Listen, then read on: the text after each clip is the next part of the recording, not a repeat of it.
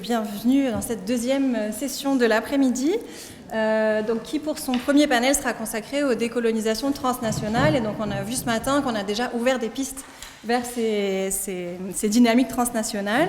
Donc pour ça, on a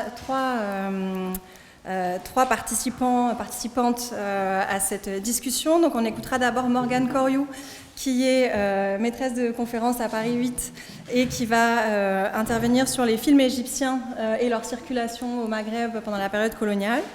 On aura ensuite l'intervention d'Isée Ocque-Palaise, qui est en thèse à Sciences Po Bordeaux et qui présentera son travail, donc une partie de son travail sur le Maroc dans les dynamiques panafricaines dans la décolonisation. Et on terminera avec Samuel Boussion, donc maître de conférence à Paris 8, sur l'histoire de l'éducation et des éducateurs spécialisés, et en particulier là sur le Maroc et la Tunisie dans les années 58 à 62. J'ai fait la présentation un petit peu générale, je vous redonnerai ensuite la parole depuis ma place au bout, comme ça. Voilà, merci beaucoup. Et puis ensuite, on aura donc un temps d'échange et je serai maîtresse du temps. Donc vous avez 20 minutes chacune. Commencer cette intervention donc sur les films égyptiens au Maghreb par un épisode qui a lieu un peu avant la période qui nous intéresse, à la fin des années 30, au moment où on diffuse un film qui s'appelle Nachid al-Amal, le chant de l'espoir, avec Kalthoum, dans un cinéma d'Alger. Et à un moment de cette projection, on a sur l'écran un paquebot très luxueux qui apparaît, et ce paquebot, il s'appelle, c'est le nom du bateau, il s'appelle Misr. Et alors, à ce moment, dans le parterre, on a les spectateurs qui sont totalement en délire et qui vont se mettre à applaudir et à hurler en criant « Messali, Messali ». Donc évidemment, en référence à Messali Hadj. Alors, on a un observateur français dans la salle, il y a toujours un flic à un moment ou un autre dans ces salles de cinéma, et il est un peu interloqué, et il arrive quand même à faire le lien, il dit non mais ça n'a rien à voir, et puis finalement il se dit mais si, voilà, on a ici une production cinématographique en langue arabe qui est un objet de fierté dans un espace médiatique où domine largement la langue française, et qui entretient également des rêves d'indépendance. Alors ce document, je remercie entre parenthèses Laure Bouquier qui avait attiré mon attention sur ce document qui est aux Archives nationales. Ce film, il est également intéressant parce que, en fait, il a été amputé, il a été censuré. Est-ce que ça va sans le micro ? Ça fait un peu... Non ? Ok, je suis obligée, d'accord, ça fait un peu d'écho. Donc, en fait, ce film, il est également intéressant parce qu'il a été censuré, il a été amputé d'un numéro musical, un hymne à l'université, qui était jugé trop politiquement, disons, radical, et donc on ne peut pas voir ce numéro dans le film. Et pourtant, il y a un disque avec la chanson qui, à la même époque et avant même la sortie du film, circule dans toutes les boutiques d'Alger. Donc on voit déjà un peu les circulations intermédiaires entre le film et le disque. Alors, mon point de départ pour m'intéresser aux films égyptiens au Maghreb, c'est peut-être un peu un chemin détourné par rapport à plusieurs intervenants. Moi, ce qui m'intéresse, c'est plutôt la question de la circulation des films. Et je m'intéresse en particulier aux circulations sud-sud, qui permet de complexifier une histoire un peu traditionnelle du cinéma, où on a toujours ces grands schémas, des cartes avec des flèches qui vont du nord vers le sud, où on exporterait nos produits audiovisuels, les films, etc., etc. Donc voilà, c'est cette histoire un peu traditionnelle que j'essaye de complexifier. Alors, pour montrer l'ancienneté des circulations cinématographiques entre l'Égypte et le Maghreb, je mets ici un document qui là aussi est un peu loin de notre période, c'est juste en introduction, un document de 1917. Alors c'est un stock de films, des films français, anglais, à cette époque-là il n'y a pas de films égyptiens, mais ce qu'on voit c'est que ce stock de films qui est conservé en Algérie, en fait, il reçoit des films d'un peu toute la Méditerranée, notamment d'Athènes, mais aussi du du Caire. Et je ne sais pas si c'est visible, à mon avis non, mais tout en haut de la liste, vous avez notamment le film Fantomas, le célèbre film de Louis Feuillade, qui en fait va être vu par les Algérois pendant la Première Guerre mondiale à travers une copie venue du Caire. Donc avant même la naissance du cinéma égyptien, on a des circulations cinématographiques, en tout cas des circulations de bobines entre l'Égypte et l'Algérie. Et donc moi c'est ça qui m'intéresse, les tensions entre une inscription régionale où on emprunte parfois des routes précoloniales et l'imposition au fur et à mesure de circuits coloniaux, d'une économie coloniale du cinéma. Donc dans cette intervention, je vais examiner la décolonisation du cinéma, non pas via une production nationale, parce qu'à cette époque, il y a très peu, quasiment pas de films en Tunisie, au Maroc, en Algérie, notamment à cause du contexte politique, mais je vais m'intéresser à cette décolonisation du cinéma via la diffusion des films égyptiens. Alors ces films, ils sont en apparence anodins, ils sont souvent qualifiés de bluettes sentimentales, ils sont même souvent regardés avec un certain dédain, et on va voir pourtant qu'ils vont être saisis politiquement par les publics et par un certain nombre de professionnels du cinéma.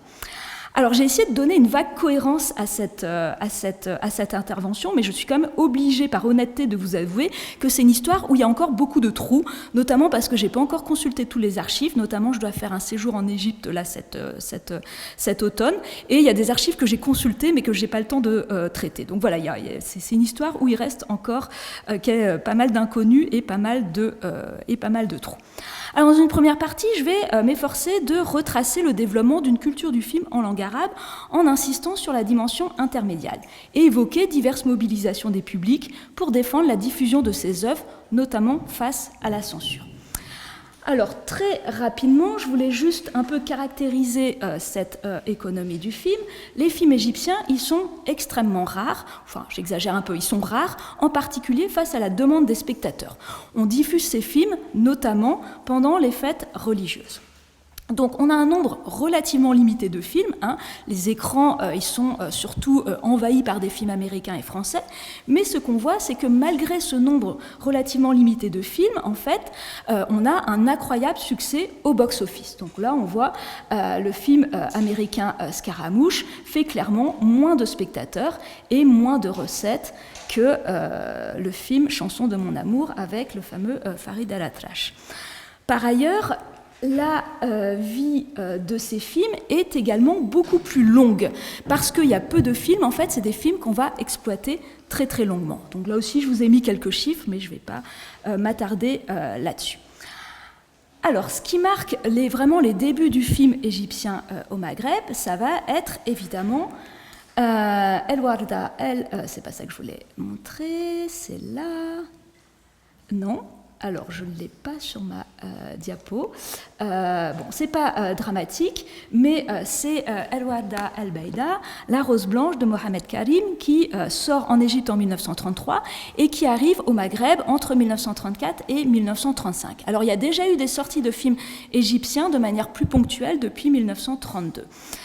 Pendant plusieurs décennies, ces films égyptiens vont être quasiment les seuls films de fiction de langue arabe qui vont être accessibles au public marocain, algérien et tunisien. Alors la salle de cinéma, c'est évidemment un lieu du politique, notamment parce qu'on y accueille les meetings politiques et syndicaux, déjà. Et parce que ça peut être aussi, dans certaines circonstances, des lieux un peu de coexistence éphémère entre différentes communautés, même si en fait, à cause des écarts en termes de budget, il y a certaines salles qui sont, notamment les salles du centre-ville, qui sont totalement fermées au public nationaux. Mais en tous les cas, dans ces salles, on a régulièrement des sifflets, des applaudissements et parfois même des bagarres. Or, après la Deuxième Guerre mondiale, on va voir se multiplier les manifestations politiques dans les salles, et notamment quand on diffuse des films égyptiens. Donc il suffit qu'il y ait une chanson célébrant l'unité arabe pour que la foule entonne en chœur, pour qu'il y ait des applaudissements. Autre chose qui revient beaucoup dans les archives également, c'est dans les films égyptiens de cette époque, on entend beaucoup de mots en français et ça agace particulièrement les publics algériens, tunisiens, marocains, etc. qui vont commenter défavorablement cette insertion de mots français dans les films égyptiens. Alors, on a donc des manifestations, des applaudissements qui peuvent être exagérés par les autorités coloniales, d'autant plus que ces films, ils sont étroitement censurés. Donc en fait, on coupe tous les passages qui appellent à l'union des peuples arabes, à la fin de l'occupation étrangère, toutes les références à l'armée égyptienne, toutes ces références qui sont très nombreuses dans les films de l'époque, tout ça c'est censuré. Mais cette censure, on s'en rend compte, elle est souvent contre-productive. Et là, je vais prendre l'exemple du film Haram wa Intikam, qui va être diffusé notamment en Tunisie. Vous le savez peut-être, c'est la dernière apparition d'Asmahan à l'écran, donc c'est un film qui est très attendu. Et le film, dans un premier temps, il est autorisé. Il n'y a aucune coupure, il est diffusé en Tunisie sans souci, et il rencontre énormément d'enthousiasme, notamment de la part des militants nationalistes. Une année plus tard, on est cette fois en 1947, il reparaît sur les écrans, mais cette fois-ci, on a fait plusieurs coupures. Donc on a une censure ici typiquement totalement contre-productive parce que les spectateurs connaissent le film, ils savent qu'il a été censuré et donc ça suscite la fureur des spectateurs dans les salles. Alors malheureusement, la fiche de censure, elle a disparu. On trouve beaucoup de fiches de censure dans les archives, celle-là a disparu. Mais en tout cas, on a une note des renseignements généraux qui espionne les publics dans la salle, qui laisse à penser que la chanson Mawakib al-Izz, donc les défilés de la gloire, qui est la chanson la plus explicitement politique parce qu'elle rend hommage aux fondateurs de l'Égypte moderne, en fait, on a l'impression que cette chanson, elle a été conservée. Donc on peut s'interroger, en fait, pourquoi on conserve cette chanson qui est très explicitement politique alors qu'on va censurer d'autres moments qui le sont moins. Alors l'hypothèse que j'ai, mais qui n'est vraiment qu'une hypothèse, c'est que en fait cette censure des numéros musicaux, elle est de plus en plus compliquée. Parce que, en fait, ces chansons, elles circulent sur les disques, mais aussi parce qu'elles circulent sur des petits fascicules, en fait, où on imprime les paroles de ces chansons de films égyptiens. Et donc là, notamment, vous avez un petit fascicule qui a été imprimé à Tunis par la librairie El Manar, et donc qui circule en Tunisie, et on voit que les paroles de cette chanson y figurent. Donc les circulations intermédiaires, elles sont très importantes et elles sont un moyen de contourner la censure. Ces chansons, elles sont popularisées par les disques, par les radios transnationales et par les chansons imprimées. Alors, les autorités coloniales, par ailleurs, sont particulièrement soucieuses qu'il y ait une mixité des publics dans les salles de cinéma. Alors ça, c'est en Tunisie. Il me semble qu'au Maroc, c'est pas tout à fait la même chose. Mais en tout cas, en Tunisie, on ne veut pas qu'il y ait des salles où il n'y ait que des spectateurs tunisiens. Par contre, quand il y a des salles où il n'y a que des spectateurs français, ça ne pose pas de problème aux autorités coloniales. Mais en revanche, il y a une véritable crainte d'une sorte d'entre-soi tunisien. Donc on va obliger les distributeurs à sous-titrer ou doubler en français tous les films. Ce qui provoque un énorme agacement, où on trouve plusieurs références dans les archives, mais aussi dans les entretiens des publics en Tunisie, puisque le sous-titrage des films en arabe, lui, en revanche, n'est pas obligatoire. Alors en fait, cette crainte des autorités coloniales par rapport à une sorte d'entre-soi tunisien dans les salles de cinéma, elle reflète une vision des publics qui est très influencée par le modèle de la seringue hypodermique. Alors je ne sais pas si vous connaissez ce modèle qui était très présent autrefois dans les sciences de l'information et de la communication, c'est cette idée qu'en fait il suffit de mettre un spectateur devant un film égyptien et qu'il y a une chanson panarabe et hop, il va sortir dans la rue, se mettre à faire une manifestation et attaquer une caserne française. Alors ce qu'on voit, c'est qu'en réalité, si les publics ils se saisissent de ces films, ce n'est pas parce qu'ils sont politisés par ces films qui sont très peu politiques par ailleurs, mais parce qu'ils sont en réalité déjà politisés, donc ils vont se saisir de tout ce qui peut être saisissable dans ces films. Donc dans le sillage de ces films égyptiens, il y a vraiment une panique morale à l'œuvre chez les autorités françaises. On a quand même quelques fonctionnaires coloniaux qui veulent bien admettre que le contexte joue davantage que le contenu des films eux-mêmes. Alors je cite un extrait d'un rapport anonyme sur ce qui s'appelle le film arabe, et ils disent en fait ces films, je cite, sont difficilement censurables en raison de leur caractère anodin, mais interprétable par qui se trouve dans les dispositions requises pour les interpréter. Moi j'aime beaucoup ça, interprétable par qui se trouve dans les dispositions requises pour les interpréter. Les incidents sont souvent le fait plus de l'ambiance locale, de la salle, de la région et de son climat politique que du film en soi. Donc même si ces films sont beaucoup censurés, on a quand même quelques fonctionnaires qui se rendent compte que c'est pas le contenu du film en réalité qui est au cœur du problème, mais qu'il y a une appropriation politique par les publics. Alors dans un second temps, je regarde l'heure qui tourne, oui, dans un second temps, je vais m'intéresser aux intermédiaires. et plus particulièrement aux distributeurs, à ceux qui font venir ces films et qui ensuite les donnent à des exploitants, les donnent aux salles de cinéma. Et je vais plus particulièrement m'intéresser aux distributeurs qui inscrivent leur activité dans des combats indépendantistes. Alors l'intérêt de s'intéresser à ces personnages, donc les importateurs et les distributeurs, c'est que c'est un secteur qui a tendance à favoriser des hommes d'affaires qui ont des liens avec l'Europe et en particulier avec la France. Donc ce commerce cinématographique, il est très largement contrôlé par des Européens.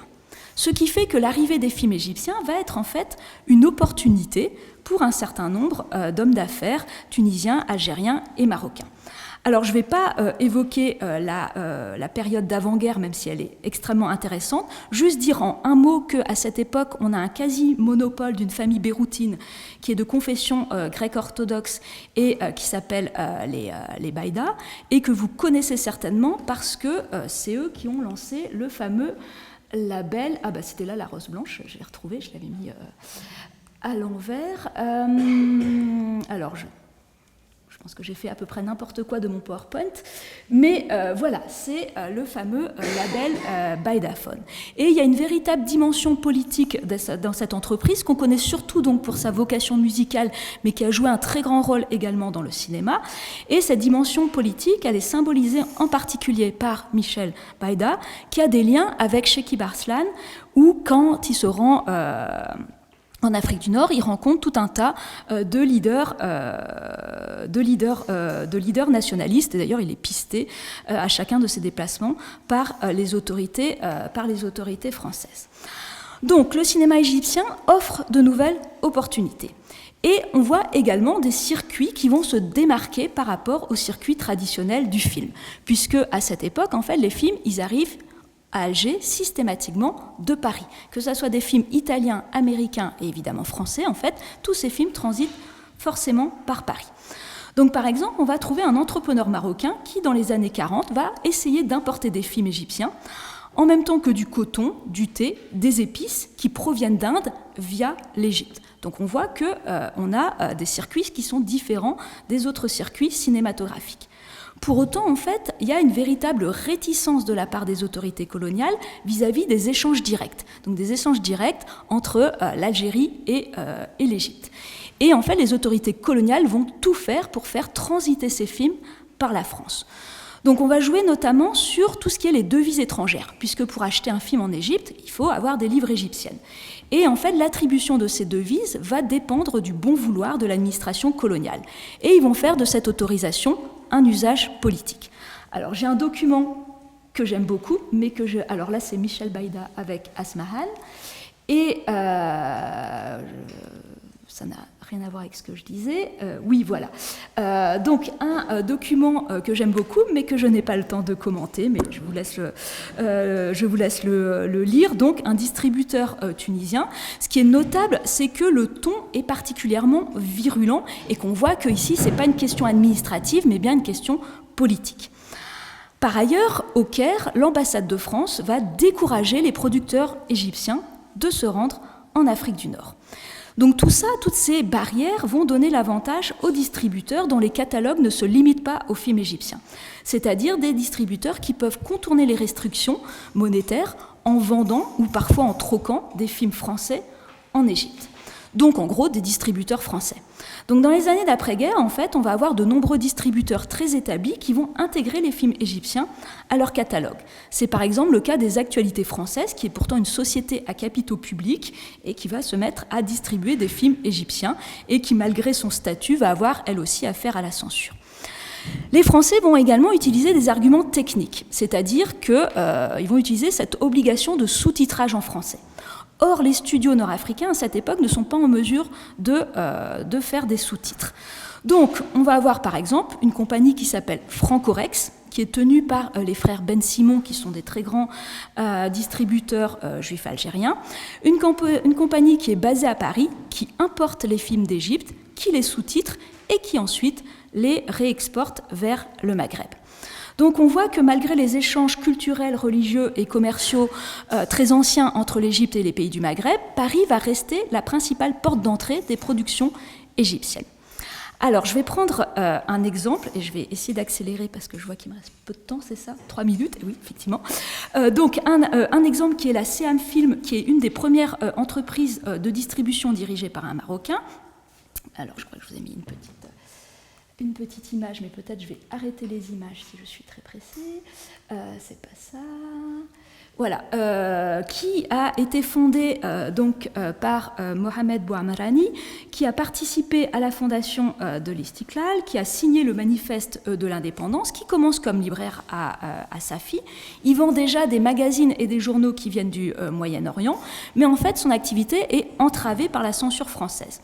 Et c'est à ce moment-là donc qu'il va se tourner vers le cinéma au moment où sa librairie décline sous la répression coloniale. Donc ici on a un engagement qui est avant tout politique. En 1946, il entreprend un pèlerinage à la Mecque.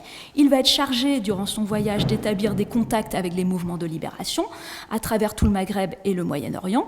Et en Égypte, il va rencontrer le président de l'Arab Bank, le fameux Schuman, qui a fondé cette banque avec pour objectif de soutenir l'économie palestinienne, c'est un banquier palestinien, et plus globalement de renforcer une nation arabe. Et c'est ce Schuman qui va se faire l'intermédiaire, qui va lui présenter un autre Palestinien qui va devenir son agent au Caire. Donc on voit qu'il y a une mise à profit de réseaux panarabes. Et la CM Film, alors ça c'est une anecdote que je n'ai pas le temps de développer, la CM Film va notamment s'appuyer sur ce réseau égyptien pour collaborer avec Jacques Becker sur Ali Baba et les 40 voleurs. Et c'est Bouamrani notamment qui va faire venir Samia Gamal qui joue dans ce film aux côtés de Fernandel.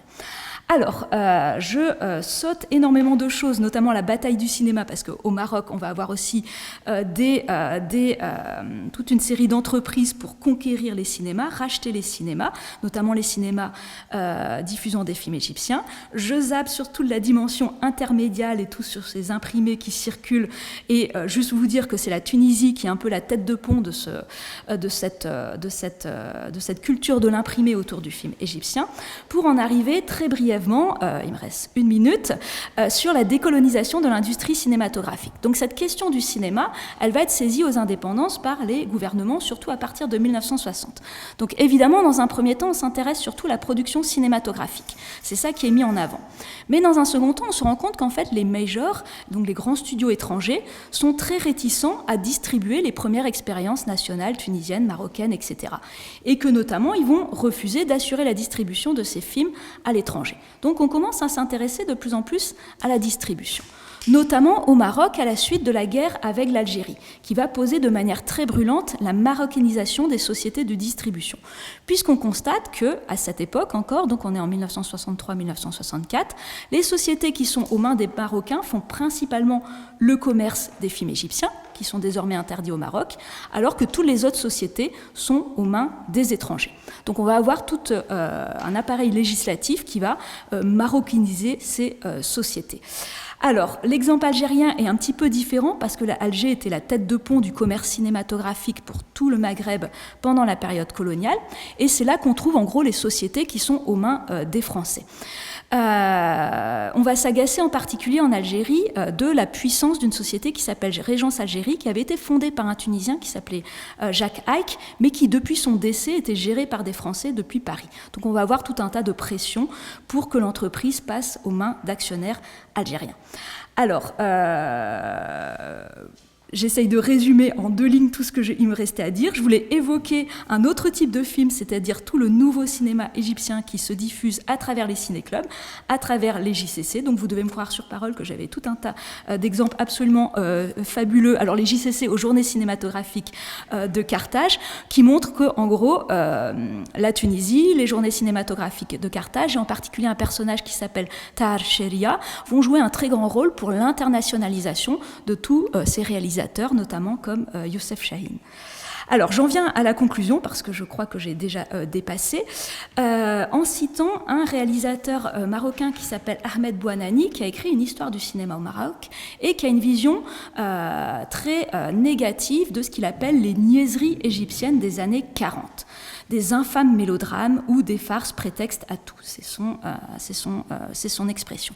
Et véritablement, à cette époque, il y a un consensus dans le dédain cinéphile pour tous ces films de Farid El-Atrache, etc., etc. Et donc, moi, j'ai voulu, mais finalement, comme j'ai speedé sur ma dernière partie, je ne l'ai pas vraiment fait, mais mon souhait, c'était vraiment de réunir dans une même histoire ces deux histoires, l'histoire de ces films, de ces histoires sentimentales avec des danses, etc., etc., et l'histoire de cette nouvelle génération de réalisateurs égyptiens, donc des histoires qui sont trop souvent décorrélées, alors que, en fait, ces films ont été distribués par les mêmes personnes. Alors, ces films égyptiens, ils vont être traités au Maghreb par les autorités coloniales comme une cinématographie étrangère, alors qu'en réalité, ils apparaissent plus familiers que des films américains, français, à un certain nombre de spectateurs. Ils vont donner lieu à une bataille culturelle, mais aussi à une bataille économique, et c'est sur ça que je voulais finir.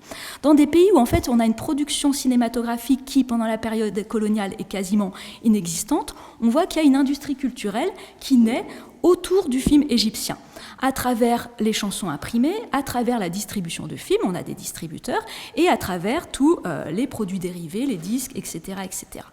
Et cette ampleur des pratiques intermédiaires, elle détermine une économie qui est extrêmement moderne, qui permet de contourner les obstacles politiques, comme on a un petit peu le voir, mais aussi plus généralement la précarité de l'exploitation au Maghreb pour construire un espace public en langue arabe. Et voilà, j'ai fini, et pardon voilà, d'avoir dû couper beaucoup de choses, j'espère que ça restait cohérent.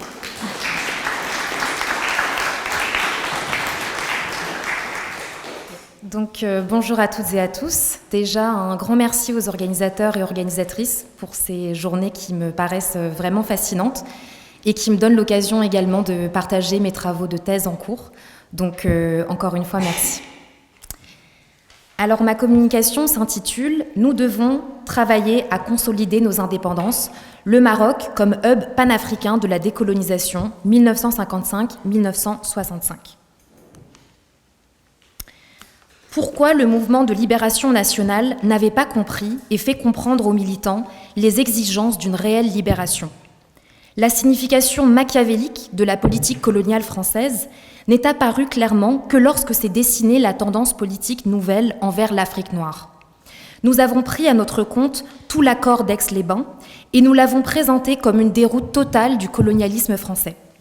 Les compromis, comme celui d'Aix-les-Bains, doivent être présentés objectivement dans leurs valeurs réelles et n'être jamais défendus comme des victoires complètes.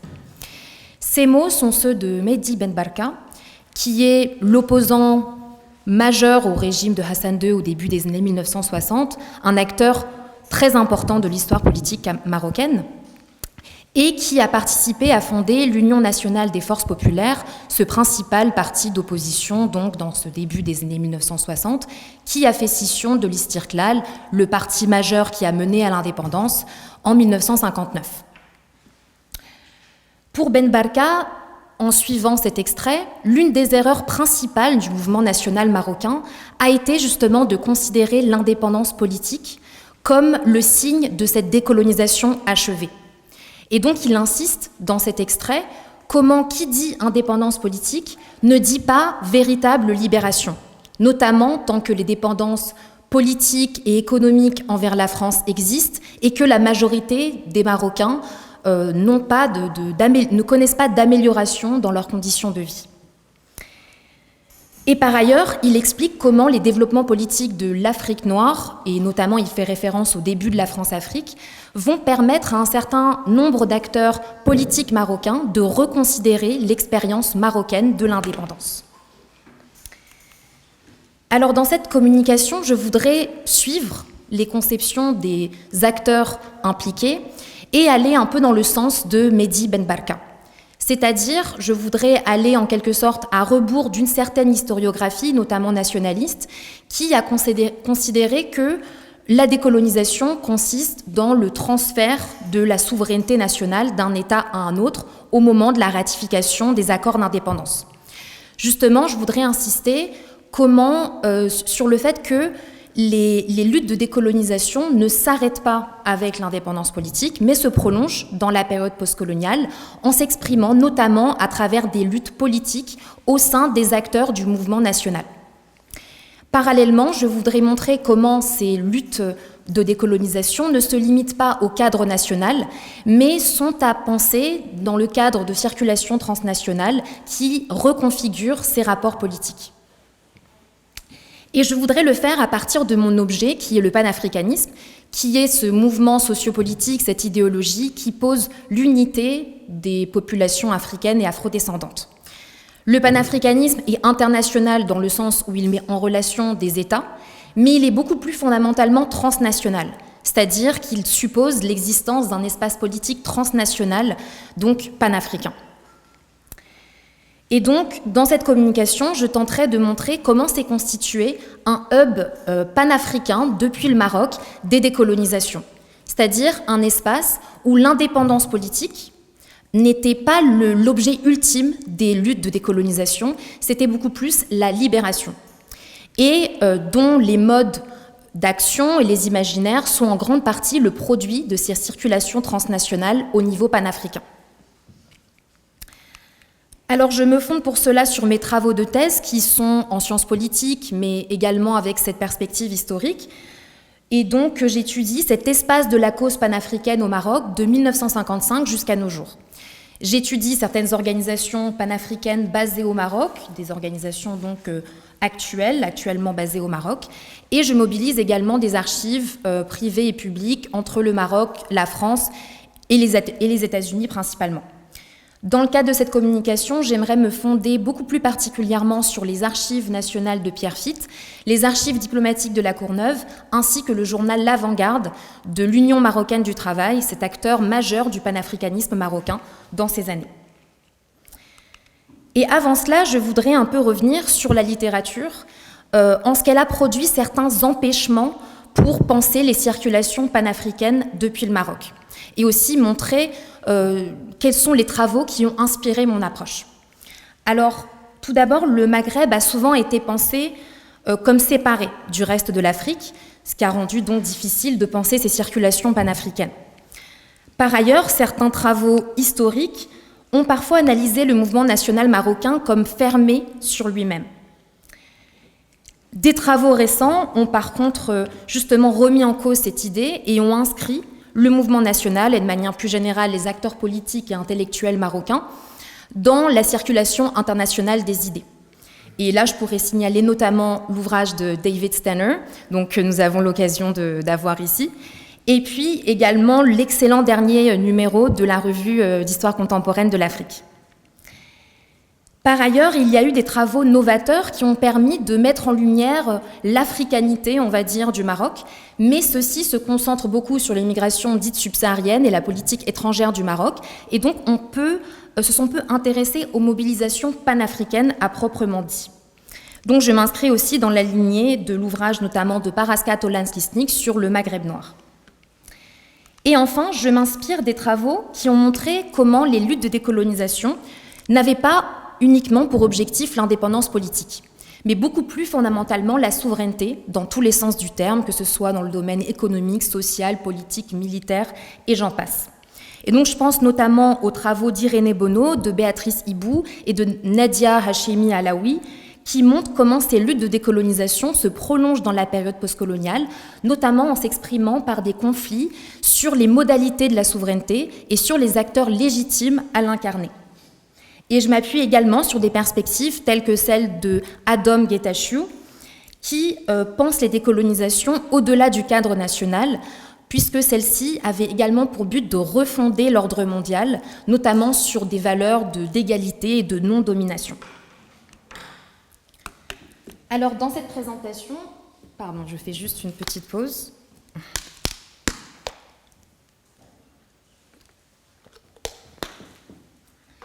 J'aimerais m'appuyer sur une entrée particulière.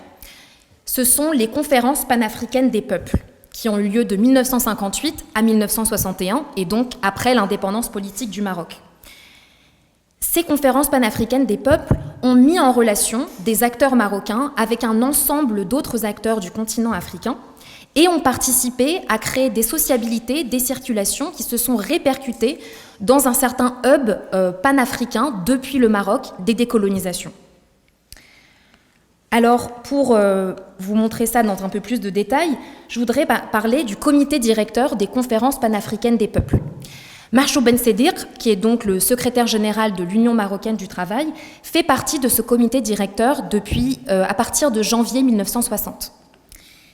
Et il va donc entrer en relation avec d'autres personnalités, membres de ce comité directeur, comme par exemple Félix Moumié, qui est un des leaders de l'Union des populations du Cameroun, ce principal parti d'opposition au gouvernement france-africain d'Ahidjo, et qui va être en exil à partir de 1955 avant d'être assassiné en 1960. Il y a également dans ce comité directeur Ismaël Touré, qui est le beau-frère de Ahmed Sékou Touré, chef d'État guinéen, mais qui également occupe des fonctions très importantes au sein de l'appareil d'État guinéen. Il y a également Abdoulaye Gueye, qui n'est pas sur le PowerPoint, mais qui est membre de l'Union générale des travailleurs africains et qui est assez important puisqu'il va participer à fonder l'Union syndicale panafricaine en mai 1961 avec notamment Marchou Ben Sedir, donc l'Union marocaine du travail, qui va prendre la tête de cette organisation. Il y a également Patrice Lumumba, que je pense que tout le monde connaît, Premier ministre de la République démocratique du Congo, et qui sera également assassiné en janvier 1961. On retrouve également des figures maghrébines au sein de ce comité directeur, ce qui montre comment le panafricanisme s'africanise en fait durant cette période, en délaissant la conception liée au peuple noir pour intégrer l'Afrique du Nord. Et puis, d'autre part, nous avons également Mehdi Ben Barka, qui est intégré au sein de ces conférences panafricaines des peuples. Il a un rôle très important, notamment au sein de la commission sur le néocolonialisme de la conférence panafricaine des peuples du Caire, et il est également membre de la commission d'orientation de cette même conférence. Il est également très impliqué au sein des réseaux afro-asiatiques qui vont mener donc à la création de la tricontinentale et qui sont interreliés à ces conférences panafricaines des peuples. Donc l'ensemble de ces acteurs sont associés au panafricanisme dit révolutionnaire, c'est-à-dire celui qui s'engage de manière très nette contre le colonialisme, contre le néocolonialisme et qui dénonce les indépendances factices. Il dénonce aussi notamment certains dirigeants africains comme des valets de l'impérialisme. Comme indiqué par Ben Barka dans le texte présenté en introduction, ces personnalités vont influencer profondément les acteurs marocains et les amener à regarder à frais nouveaux l'indépendance marocaine. En témoigne cet extrait d'une conférence de presse donnée par Félix Moumié à Rabat le 17 février 1959, dans lequel il parle, je cite, « des tractations auxquelles la France s'est livrée dans le but de rendre fictive l'indépendance du Cameroun en transférant le pouvoir à des hommes qui ne représentent qu'eux-mêmes et leurs maîtres coloniaux et sont issus des élections massacres de décembre 1956. » Dans cet extrait, Félix Moumié montre donc que qui dit indépendance politique ne dit pas souveraineté, et que l'indépendance politique, plutôt la libération, ne consiste pas juste au transfert de la souveraineté des colons blancs aux colons noirs, entre guillemets, pour reprendre un peu un langage de Frantz Fanon. Et donc, l'UPC, qui est l'ennemi numéro 1 à ce moment-là du gouvernement d'Ahidjo, va d'ailleurs trouver un refuge, en partie un refuge à Accra, où elle va installer un bureau d'information à partir de novembre 1958. Donc montrant encore une fois comment ces sociabilités créées à partir des conférences panafricaines des peuples vont se répercuter dans ce hub marocain des décolonisations africaines. Alors maintenant, j'aimerais qu'on se plonge un peu plus dans ces conférences panafricaines des peuples. Pour un peu de contexte, ces conférences commencent avec la conférence panafricaine des peuples d'Accra, donc en décembre 1958. Elle n'est pas justement à confondre avec la conférence d'avril 1958 qui rassemble des États indépendants. Cette conférence rassemble, je cite, des représentants des partis politiques, des syndicats, des mouvements de jeunesse et d'autres groupements comme des associations féminines, des nations africaines libres ou encore dépendantes. Elle va aboutir à la création d'un bureau permanent de cette organisation, ce qui est très important à l'époque puisque cela représente la première tentative d'une organisation structurée et institutionnelle sur le continent africain qui rassemble un certain nombre de délégués africains et qui prend place donc sur le continent africain. Elle préfigure d'ailleurs la création de l'Organisation de l'Unité africaine en 1963. Mais le Maroc ne participera pas officiellement à cette conférence panafricaine des peuples. Ce qui montre d'ailleurs comment, à cette période, le Maroc est encore en partie à la marge de ces réseaux panafricains. Le Maroc s'est peu intéressé aux précédentes sessions de cet organisme, l'Istiqlal ayant refusé d'y participer, écrit l'ambassadeur de France au Maroc, Alexandre Parodi. Selon une autre archive, Ahmed Belafrej avait été invité, mais il avait considéré comme non nécessaire d'y participer, étant donné qu'il représenterait un pays indépendant. L'Avant-Garde, le journal de l'UMT, va regretter cette absence. Et dans le contexte de tensions croissantes avec l'Istiqlal sur l'avenir politique du pays, elle insistera sur l'importance pour les délégués marocains d'investir la prochaine conférence panafricaine des peuples. Et ce sera chose faite, donc, à Tunis, du 25 au 31 janvier 1961. Le Maroc, à ce moment-là, va envoyer 3 délégations, une de l'UNFP, composée notamment de Ben Barka et de Abderrahman Youssoufi, également de l'UMT, composée notamment de Ben Sedir, et de l'Istiqlal, avec notamment Mohamed Douiri, ancien ministre des Travaux publics, et de Hachem Amin, qui est membre du comité des syndicats autonomes, ce syndicat qui a été créé pour faire front à l'UMT. Dans les archives diplomatiques de la Courneuve, on va d'ailleurs expliquer que l'Istiqlal ne comptait pas participer à cette conférence initialement, mais que voyant que l'UNFP et l'UMT participaient, avait donc décidé plutôt d'y aller pour justement ne pas laisser ce terrain politique à ses adversaires politiques. Et donc on perçoit comment ces luttes de décolonisation se poursuivent dans la période postcoloniale par des luttes politiques qui s'expriment par cet espace transnational que représentent les conférences panafricaines des peuples. La conférence panafricaine de Tunis constitue une opportunité pour l'UNFP et plus particulièrement Ben Barka. Son exil entre 1960 et 1961 montre bien qu'il y a une dégradation des relations de l'UNFP avec le palais. 3 ans après l'indépendance, les frustrations, en effet, se font sentir, notamment dans le domaine économique, social, mais aussi dans le domaine politique, avec la promesse de la mise en place d'une monarchie constitutionnelle qui n'a pas encore été satisfaite. Dès lors, le transnational va représenter un espace dans lequel il est possible d'exprimer certaines critiques, mais également de trouver des soutiens, en se mobilisant collectivement sur des problèmes qui sont communs à l'ensemble de ces pays africains qui sont en voie de décolonisation. En témoigne le rapport rédigé par Ben Barka pour l'UNFP. Je cite: « Pendant les 3 premières années de son indépendance, le Maroc a vu perpétuer les caractéristiques de sa dépendance économique. Son commerce extérieur est resté axé sur le marché français. Sa monnaie est restée une monnaie française camouflée. La grande partie des secteurs industriels est toujours détenue par le capitalisme français et l'agriculture moderne est dominée par les puissants colons français. » Et ce sont les mêmes difficultés qui sont mises en avant d'autres manières par d'autres délégués qui sont présents à cette conférence. Par exemple, il y a un rapport de la CIA non daté qui va rapporter le discours de Antoine Kiwewa, qui fait partie du gouvernement de Patrice Lumumba, et qui déclare, je cite, « Soutenu par les 100 millions de dollars versés par les États-Unis et grâce aux efforts habilement coordonnés de l'ambassadeur américain, du représentant des Nations Unies et de l'émissaire du gouvernement belge, Kasavubu trahit la nation et devint l'esclave du cartel impérialiste. » Selon les partisans de Lumumba, Kasavubu aurait en effet été manipulé et financé par un certain nombre d'acteurs occidentaux pour renverser le gouvernement de Lumumba, ce qui va donc causer la crise congolaise jusqu'à son assassinat. Et donc, on voit bien comment ces situations de décolonisation sont mises sur le même plan, avec par exemple un certain nombre de résolutions générales qui vont donc concerner l'ensemble de ces pays et qui sont ici republiées dans l'Avant-Garde. Et par exemple, Ben Sedir va aussi proposer des solutions au niveau panafricain. Il propose, pour contrecarrer l'emprise coloniale sur l'économie africaine, je cite, « la création d'une banque africaine et la fondation d'un institut africain du développement ». Pour finir, j'aimerais que l'on s'attache à étudier la conférence panafricaine du Caire, qui a lieu du 25 au 31 mars 1961.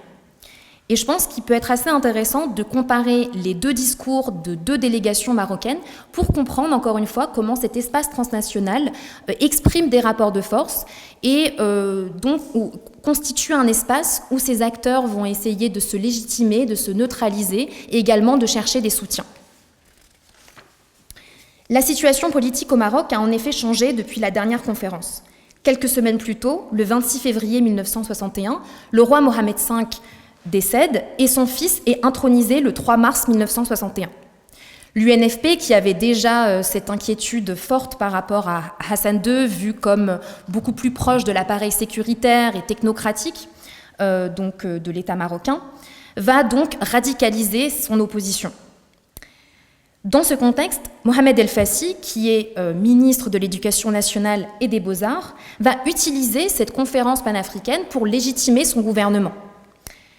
Il met sur le même plan Félix Moumié, Patrice Lumumba et Mohamed V, tous trois décédés récemment, et qu'il considère comme des héros de la libération africaine. Il mobilise le langage du panafricanisme révolutionnaire, ce qui correspond aussi à la stratégie de Hassan II de prolonger cette politique panafricaine révolutionnaire initiée par Mohamed V, donc pour en grande partie légitimer la transition du pouvoir. Donc, je cite Mohamed El Fassi, « C'est pourquoi, en même temps que nous poursuivons notre tâche de décolonisation pour faire disparaître à tout jamais toutes les séquelles du colonialisme, nous devons travailler à consolider nos indépendances. » Il exprime donc l'idée selon laquelle l'indépendance politique ne signifie pas la souveraineté et qu'en fait, il faut acquérir cette souveraineté, notamment en fortifiant l'économie, je cite, en africanisant les cadres et en rationalisant les grandes sources de richesse, avec pour but ultime le progrès et la justice sociale. De son côté, Ben Barka, toujours en exil et ayant établi des liens forts, notamment avec le Caire, mobilise cette conférence pour obtenir des soutiens et se frayer une place à distance sur l'échiquier politique. Comme El Fassi, il exprime dans son intervention à la conférence que ce n'est pas l'indépendance politique qu'il faut viser, mais beaucoup plus, je cite, la fondation d'une société plus juste et humainement supérieure au service des masses. Pour lui, l'indépendance n'a de sens que si elle abolit la domination et l'exploitation, et notamment celle de l'homme marocain sur l'homme marocain, pour reprendre une expression utilisée dans un autre de ses textes. Donc, sur ces aspects, ces idées semblent plus ou moins similaires avec celles de El Fassi. Néanmoins, il y a une différence majeure avec le précédent discours. Ben Barka va en effet insister sur les failles des États africains, qui, selon lui, prennent des décisions, des engagements, mais ne les appliquent pas.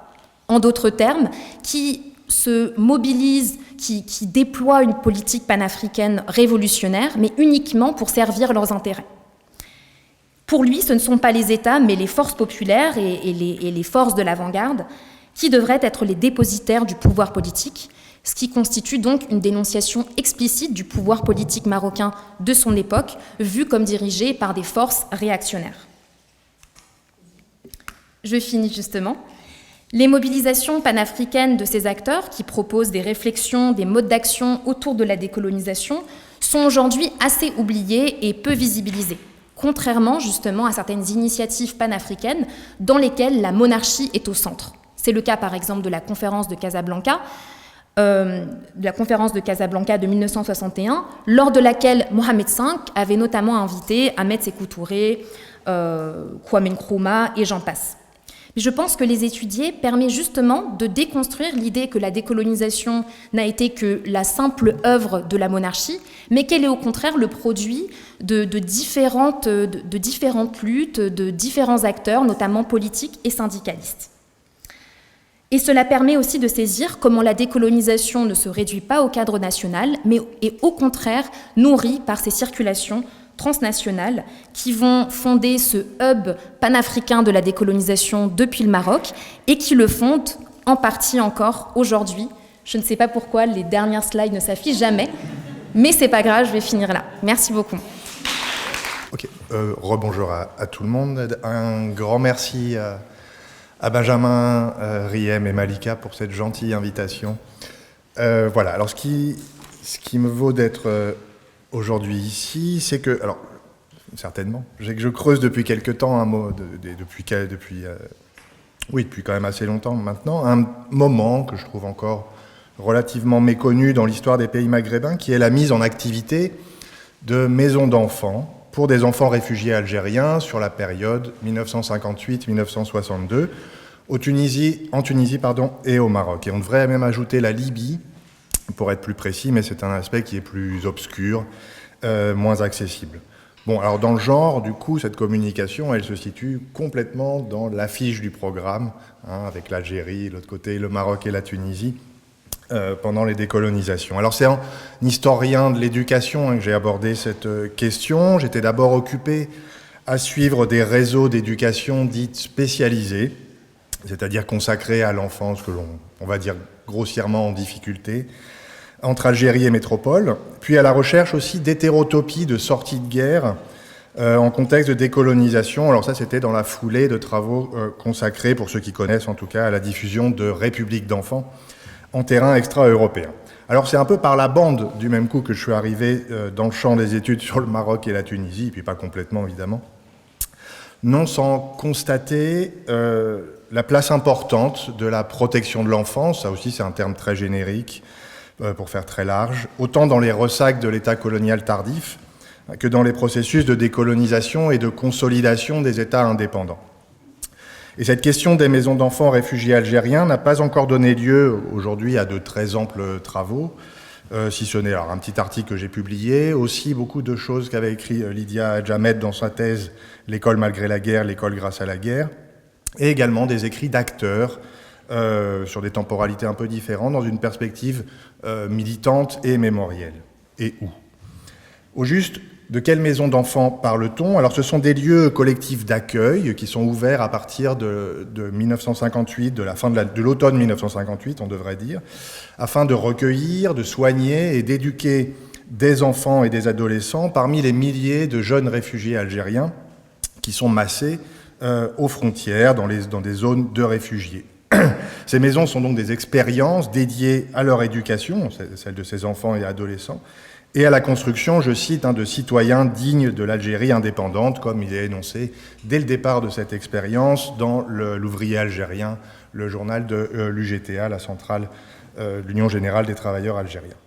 Alors c'est une entreprise qui s'inscrit dans les projets de libération nationale, menés côté algérien par le GPRA, plus concrètement assumée d'une part par le Croissant Rouge algérien, mais également par l'UGTA, justement. Et cette expérience, elle présente cette singularité, entre guillemets, d'être appuyée par des organisations plutôt internationales, de type humanitaire, une espèce de galaxie comme ça d'organisations, notamment le Service civil international, l'œuvre suisse d'entraide ouvrière ou encore l'organisation britannique Oxfam, auquel on pourrait ajouter d'autres, des comités d'aide aux enfants réfugiés algériens, et puis les syndicats locaux, si on veut, l'UMT ou l'UGTT. Alors c'est un travail qui est donc mené, ce travail éducatif qui est mené donc aux confins de l'Algérie, dans les pays voisins indépendants, et c'est pour ça que je reprenais, que je tentais ce terme d'Interland, qui définit en somme un arrière-pays. C'est pas pour faire chic, mais c'est que c'est un terme qui est assez précis en réalité, même si j'aime bien l'allemand en fait, un au-delà du territoire occupé et qui forme également une espèce de zone d'influence. C'est un terme de géographe. Et c'est en effet à travers ces maisons d'enfants en pays voisins qu'est élaborée une politique de protection de l'enfance algérienne et des pratiques socio-éducatives pour le pays à venir. Alors ici, l'idée, c'est pas de retracer dans le détail ce paysage des maisons d'enfants, encore que c'est intéressant de les restituer quand même dans leur existence, de ce qu'on peut connaître, mais aussi de donner à voir quelques éléments d'interaction avec les pays dans lesquels elles se situent, de voir comment en fait ce projet prend place dans l'espace transnational des décolonisations. Alors en essayant d'abord de mettre en évidence la façon dont s'est construit cet arrière-pays éducatif, réinscrire ces maisons dans des réseaux, des acteurs et des pratiques qui bien souvent en réalité sont déjà actifs sur ces terrains, et saisir la façon dont s'est construit ce projet algérien en terre étrangère, ce qui passe par tout un travail aussi de reconfiguration d'un entre-soi et d'une identité algérienne. Alors une remarque, il sera surtout question en fait, plus réellement, de l'exemple tunisien. Alors c'est un biais de source, je pense, autant aussi qu'une représentation la représentation de la plus grande densité et présence de l'exécutif algérien en Tunisie. Bon. Du coup, ça va laisser aussi, d'ailleurs, dans ce champ éducatif et social algérien, y compris après l'indépendance, des traces. On parlera souvent de l'expérience tunisienne, hein, d'ailleurs oubliant qu'il y a eu beaucoup de choses au Maroc également. Dans un premier temps, du coup, le Maroc et la Tunisie comme arrière-pays pour l'enfance réfugiée. Alors pourquoi choisir de faire vivre certains enfants dans des maisons dédiées ? Alors ces maisons, elles relèvent du secours aux enfants des frontières, hein, cette expression consacrée qui recouvre cette réalité des frontières, topographiques, sociales également. En même temps qu'elles représentent le groupe sur lequel il faut intervenir, qu'il s'agit donc de réfugiés. Ouvrir des maisons loin de l'Algérie en guerre, c'est d'une façon ou d'une autre mettre à l'abri. Donc dans un premier temps, ça prend place, ça ce sont des choses qui sont peut-être parmi les mieux connues, mais ça prend place au cœur de la crise des réfugiés algériens pendant la guerre. Donc on voit les déplacements aux frontières occidentales et orientales dus à la répression française et à la politique de pacification, notamment de frontières électrifiées, etc. La définition surtout de zones interdites qui vont pousser des populations de l'autre côté. Également la pression du FLN sur les populations civiles. Donc ces migrations qui commencent à partir de 1956 et qui vont s'intensifier progressivement. Et on voit comme ça progressivement aussi s'établir à la fois des établissements improvisés, mais parfois aussi des points de regroupement très importants dont on voit un peu sur ces cartes d'époque la définition, et des communautés de frontières se forment. On estime à peu près à 180 000 réfugiés en 1958, et on parlera de 300 000 à la fin de l'année 61, chiffre établi par la Croix-Rouge. Et surtout, ce qui nous intéresse là, c'est que la proportion d'enfants dans ces populations est très importante et est très vite repérée.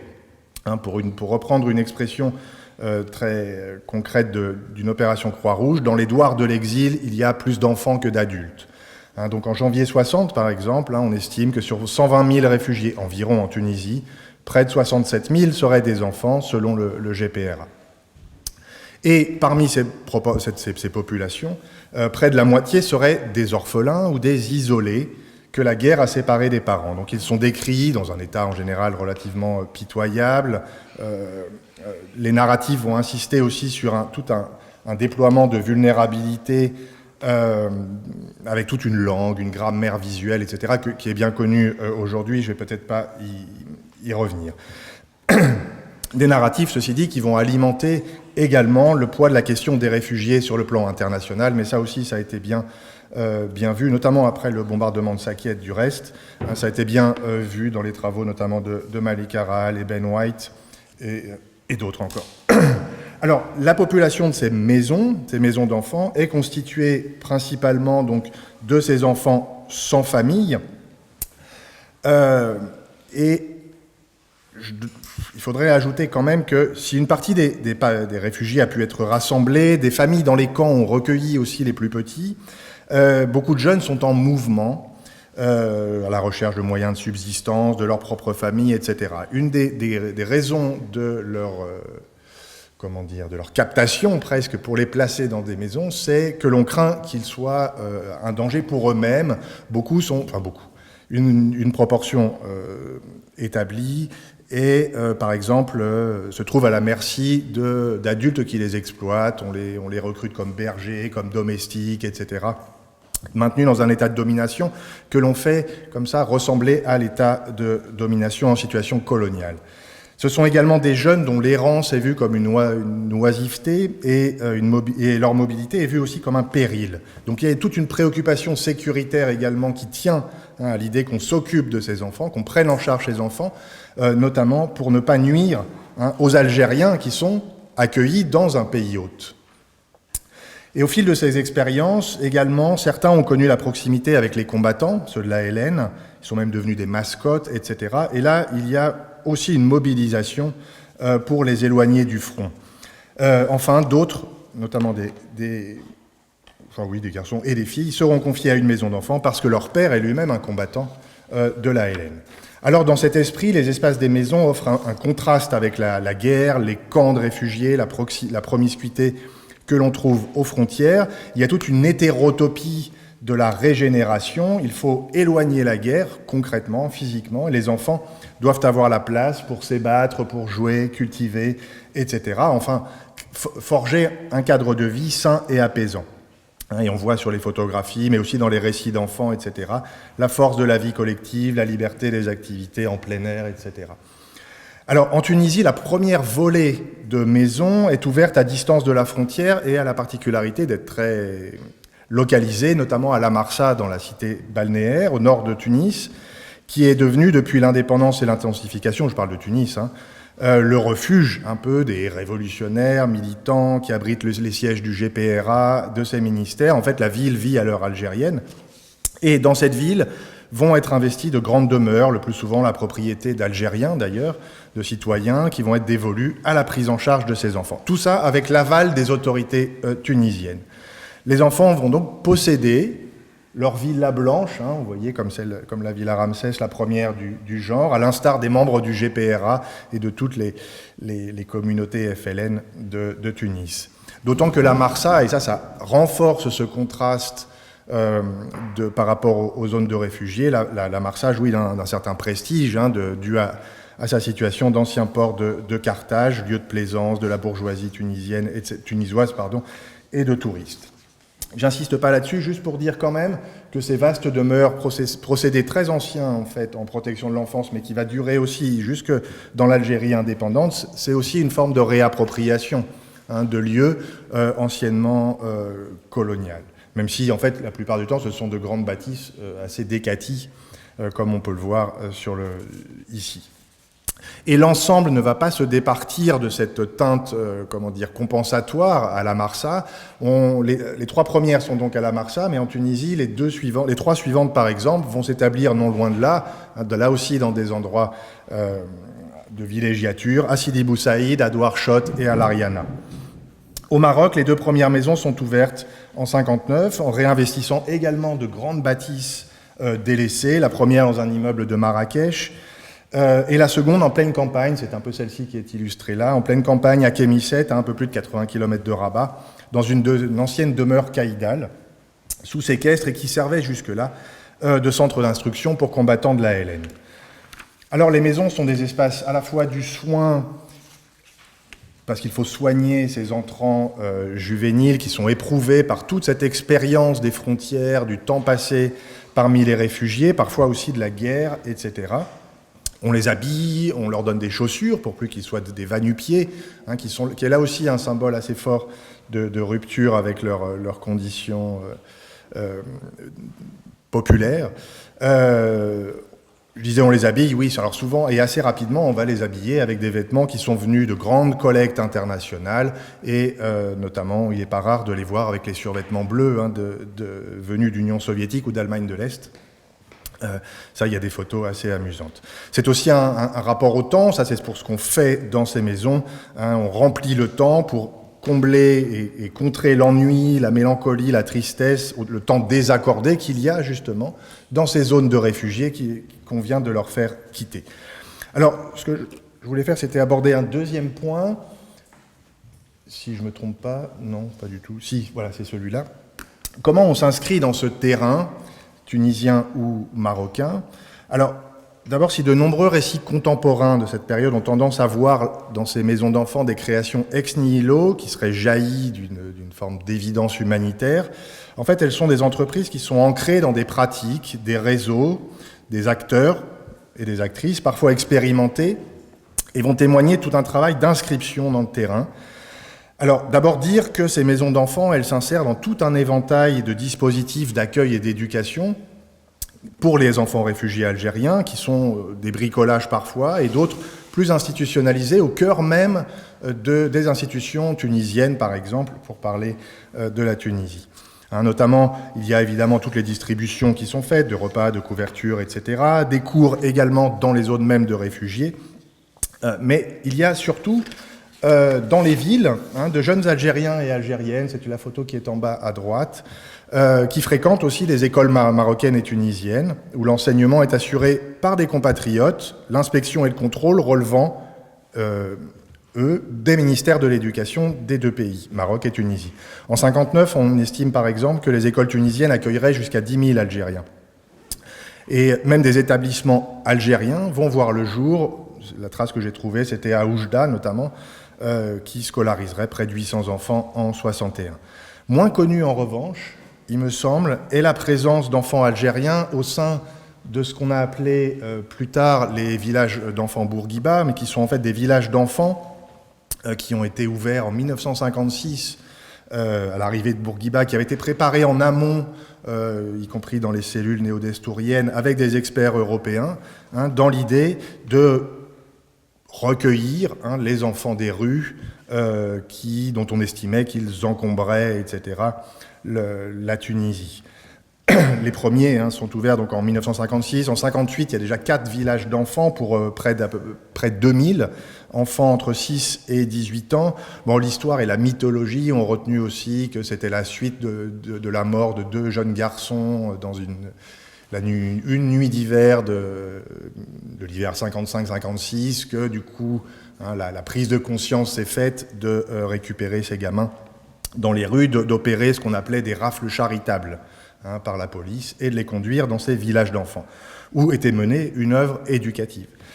Enfin, une autre chose importante hors maison, mais qui en fait est reliée à toute cette action, et qui là aussi n'est pas très connue, c'est que de jeunes réfugiés algériens, parmi les plus âgés, des grands adolescents, vont être placés en formation professionnelle pour des cours de 6 mois, notamment avec les subsides d'une organisation syndicale et humanitaire suisse qui avait été créée pendant la guerre d'Espagne en 1936, l'œuvre suisse d'entraide ouvrière, et on les place dans des entreprises tunisiennes, l'artisanat, la poste, etc., les chemins de fer.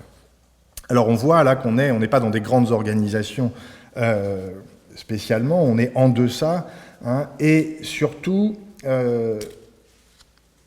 une grande partie donc, des premières maisons ressort d'une collaboration, d'une contractualisation, j'arrive pas à le dire, entre le syndicat algérien, l'UGTA, et une organisation de volontaires internationale, le service civil international. Elles vont gérer comme ça plusieurs des maisons d'enfants parmi les premières, qui sont en fait des organisations, pour le coup, relativement outsiders sur la place humanitaire et éducative, qui dérogent quelque part d'ailleurs à leur habitus militant. Ce ne sont pas des organisations à part entière éducatives, mais ce serait oublier qu'elle se réfère à toute une histoire dans le champ de la prise en charge des réfugiés, même si l'UGTA, de toutes les façons, est une organisation très récente. Elle est créée en 1956, mais c'est vrai qu'elle assume un rôle central dans la prise en charge des enfants réfugiés, d'autant qu'elle y est invitée explicitement par la Confédération internationale des syndicats libres, auquel adhère l'UGTA. Ça fait partie de l'œuvre sociale de se préoccuper de cette enfance, qui est là encore dotée d'un enjeu politique. Ça, c'est assez courant, mais là, pour le coup, c'est réaffirmé. Il s'agit de préparer l'avenir, et ça prend place, au même titre que la formation de cadres.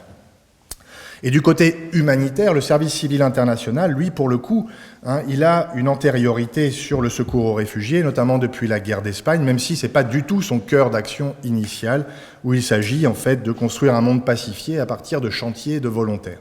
Bon, mais quand même, c'est l'évacuation des enfants, le secours aux réfugiés, etc., depuis la guerre d'Espagne, constitue une partie de son activité. En Tunisie, du reste, la responsable, par exemple, du SCI pour les maisons d'enfants est une Suissesse, Idi Egnauer, qui a près de 50 ans quand elle arrive là, mais c'est une travailleuse sociale formée à Zurich dans les années 30, puis engagée à la jeunesse socialiste, c'est une Quaker, et elle participe à la guerre d'Espagne, bien sûr, mais qui, après 1945, va reprendre du service dans tous les lieux du secours aux réfugiés, Palestine, Inde et Pakistan, France, Autriche, Grèce, Yougoslavie, etc. Et je pourrais citer d'autres exemples. C'est aussi parce que le service civil international a une histoire avec son espace d'intervention, par exemple la Tunisie, ou l'Algérie du coup, que son ancrage est facilité. Le service civil est en Afrique du Nord depuis 1947, en Tunisie depuis 1956, après avoir été en Algérie. Et notamment, le SCI est déjà là au moment de la crise des réfugiés et à cette époque-là participe à des chantiers de construction en vue de la mise en valeur de régions rurales. Et c'est à l'occasion d'ailleurs d'un dernier chantier à l'été 58 à Tunis que des volontaires du SCI vont se rendre sur les zones de réfugiés, constater, en étant guidés d'ailleurs, constater la misère des réfugiés et réussir à proposer une œuvre en faveur des orphelins abandonnés ou perdus par leurs parents au cours de l'Exode.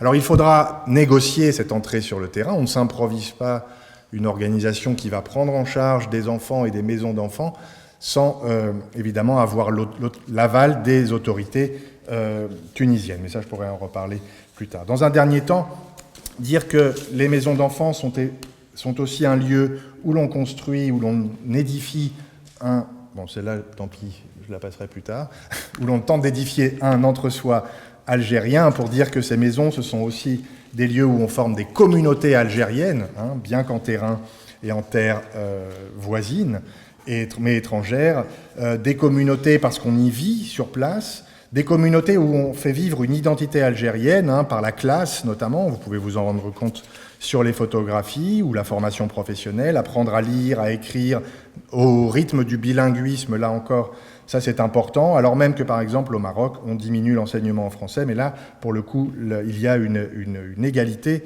dans les heures de cours.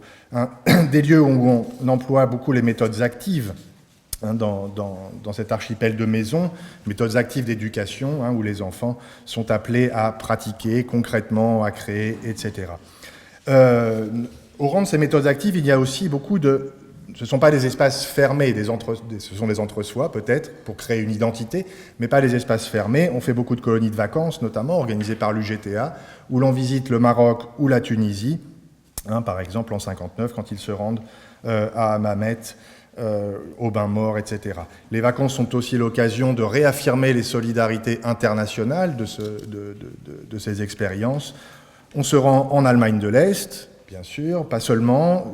Un groupe, notamment, ça c'est l'expédition la plus célèbre, se rendra en 61 en Tchécoslovaquie. Ça a été largement compté par un des acteurs, Abderrahmane Nasser. Et puis je pourrais aussi parler de la même année, la manière dont des enfants ont été envoyés, des enfants d'une maison du Maroc ont été envoyés à Cuba, mais ça c'est assez peu documenté. Bon, je pense que je vais devoir m'arrêter là, puisque... Non, juste peut-être quand même, pour dire, je pourrais revenir sur le travail éducatif, mais pour le resituer quand même sous cette forme vivante d'une photographie assez cérémonieuse, mais pour dire... Voilà. En fait, tout le travail éducatif dans ces maisons va, à ce moment-là, recevoir une forme de consécration à travers la photo, certes. Ils sont assez fiers et assez heureux d'être là. C'est parce que se déroule en 61, en octobre 61, la grande assemblée annuelle et le congrès de la Fédération internationale des communautés d'enfants, et qui invite à cette occasion, ça se déroule à Tunis, peut-être que certains d'entre vous ont reconnu l'endroit, ça se déroule à Tunis, et on y invite à cette occasion une délégation algérienne qui est là représentée par ces 4 éducateurs, on pourrait dire, qui ont fait leurs preuves là, et qui, alors juste pour lancer sur autre chose, une assemblée annuelle dont le thème est alors « Quelle aide la formule des communautés d'enfants peut-elle apporter aux pays économiquement sous-développés ou venant d'accéder à l'indépendance ?» Voilà, je pense que c'est pareil. Merci beaucoup à tous les 3 et merci d'ailleurs aux organisateurs, organisatrices de m'avoir permis de modérer ce panel où on retrouve effectivement cette question de décolonisation transnationale, il me semble, à travers 3 espaces. Il y a l'échelle maghrébine avec les organisations internationales, comme on l'a vu pour la dernière communication, l'échelle maghrébine avec la triangulation avec la France dont on a parlé dans la communication de Morgane Coriou, et puis l'inscription dans l'espace panafricain révolutionnaire de ces différents pays du Maghreb. Alors j'ai une première série de questions, enfin une question pour chacun, et puis après on va pouvoir ouvrir à la salle. Alors sur la communication de Morgane, donc j'avais peut-être une question pour revenir sur la place de l'Égypte. À la fois, on l'a vu comme producteur évidemment de biens culturels et du coup au cœur des circulations, mais aussi, tu l'as dit dans ta communication, comme soutien aussi aux luttes indépendantistes. Donc, est-ce qu'il y a des choses sur lesquelles on peut revenir, et est-ce que la rupture se situe là pour les faits dont tu parlais, plutôt dans les années d'indépendance, ou est-ce qu'on a plutôt après, tu parlais de la guerre des sables par exemple pour 63, donc est-ce que on a des marques comme ça de passages qui sont finalement pas marqués par l'histoire politique à proprement parler, mais qui peut-être se diluent ou se dilatent un peu dans le temps en termes de chronologie. Sur l'intervention de Dizé, j'avais aussi des questions sur l'impression qu'il y a finalement peu de travaux sur c'est ce que vous disiez dans votre intervention aussi, le fait que à la fois je pense en termes d'historiographie, mais aussi vous le disiez en termes de mémoire, en fait que le pouvoir a mis en avant là où lui-même était porteur du projet, mais a eu tendance à laisser de côté les initiatives potentiellement de ses opposants. Et donc, je me demandais, est-ce que dans l'historiographie proprement maghrébine ou africaine, est-ce qu'on s'empare en fait de ces questions-là davantage que dans l'historiographie plutôt francophone? Et quel lien on peut faire aussi avec une historiographie sur le Festival panafricain d'Alger de 69 et l'invitation des Black Panthers, et donc aussi vous parlez dans votre communication du passage de l'idée de l'Afrique en tant que peuple noir à une Afrique au sens aussi Afrique du Nord, et donc comment le lien se fait avec ces Afro-Américains. Et puis pour Samuel, ma dernière question, c'était comment les expériences marocaines et tunisiennes sont mobilisées en fait par ces Algériens qui s'organisent dans l'entre-soi à l'étranger. Est-ce qu'il y a un transfert de compétences, par exemple, et comment est-ce que ces relations-là sont mobilisées pour la suite, peut-être dans les relations de coopération, notamment autour de l'enseignement? Alors assez rapidement en fait, c'est là que j'ai pas mal de comment dire d'éléments qui me manquent en fait. Donc effectivement j'ai évoqué la guerre des sables, mais j'ai l'impression que les films égyptiens ils reviennent assez rapidement au Maroc, mais j'en suis pas totalement certaine. Mais voilà, j'ai l'impression que voilà c'est vraiment de l'ordre de peut-être de quelques mois, quelques années. Mais voilà, là il me manque encore des éléments. Sachant que voilà, moi je m'arrête globalement dans les années 65-68 en fait au moment où voilà il y a toute une mise en place d'une politique vraiment de décolonisation de toutes ces structures économiques du cinéma. Mais je pense que à un moment il y a peut-être un effet de mode qui passe sur les films égyptiens, qui est pas forcément lié à des questions politiques, mais peut-être tout simplement esthétiques. Il y a l'arrivée des films notamment de Kung Fu, les films indiens qui vont remplacer les films égyptiens au Maroc au moment de la guerre des sables. Et là, je renvoie au travail en cours, donc la thèse de doctorat de Maïssa Koudri, qui elle travaille sur cette période en Algérie et qui va aller jusqu'aux années 80.